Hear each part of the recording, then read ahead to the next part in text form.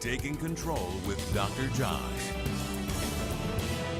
Rejection is something we all face. It starts early and seems to be a part of our lives. But some people bounce back from rejection while others are devastated by it. Joining us this morning to talk about how to overcome rejection is UAB psychologist Dr. Josh Claypo. Thanks so much for being here. Sure, Gina. Why is this such a tough issue for so many people? Because it is near and dear to, if you will, our emotional DNA. I mean, we're seeing it right now in the Miami Dolphins situation. It is a matter of how far are people willing to go to be accepted?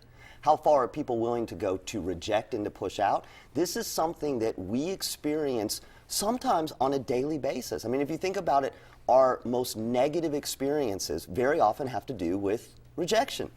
Not making the team, not getting a good grade, not getting a job, not being asked for lunch. And so this is something that we're just very close to, and as a result, it has a big impact. It does seem like there are some people who have very thin skin and get so upset, and then there's other people like actors who are like, whatever, and keep moving on. Well, and with actors, you never know. They might be acting. But there's definitely risk factors, if you will, for being thin-skinned. So unfortunately, children who've been abused or neglected are more likely to deal poorly with rejection. Children whose upbringing, their parents were very distracted and not a part of it.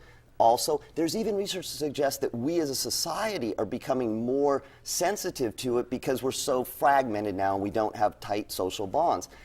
Dealing with rejection, though, is a mental game, and it's complicated, but you can do it. Okay, so how do we do it? All right, you get rejected. Very first thing you need to say to yourself is automatically, this may have had nothing to do with me. You need to tell yourself that because your reflex is going to be to blame yourself. So you need to talk to yourself, it may have not had anything to do with me. Once you've done that, then you need to be brave enough to look at the situation objectively. Were there things I could have done? Could I have spoke differently? Could I have prepared more? So it's that combination of not blaming yourself, but also looking at it objectively. And as you say, you've got to kind of let it go. You do. When you feel the pain of rejection, your reaction normally is going to be to kind of hold on to it. So literally telling yourself, I've got to let this go. This happens to other people. Reminding yourself, talking to yourself is important. Now, if you can't let it go, sometimes as simple as talking to somebody else and kind of getting it off your chest is really important so you can let the emotion just go away. Yeah, you did mention that to discuss it and with other people, but how do you know who will be receptive to that?